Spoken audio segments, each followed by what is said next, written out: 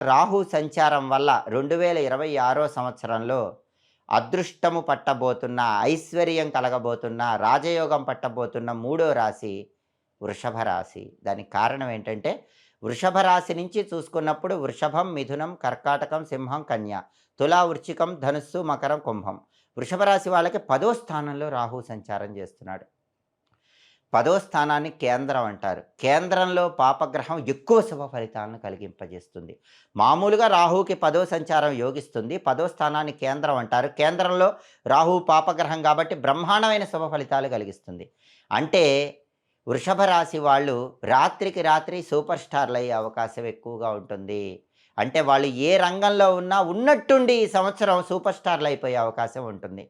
10వ స్థానం అంటే వృత్తి స్థానం. అంటే ఉద్యోగంలో ఉంటే ఉద్యోగంలో టాప్ పొజిషన్‌కి వృషభ రాశి వాళ్ళు ఎళ్ళిపోతారు.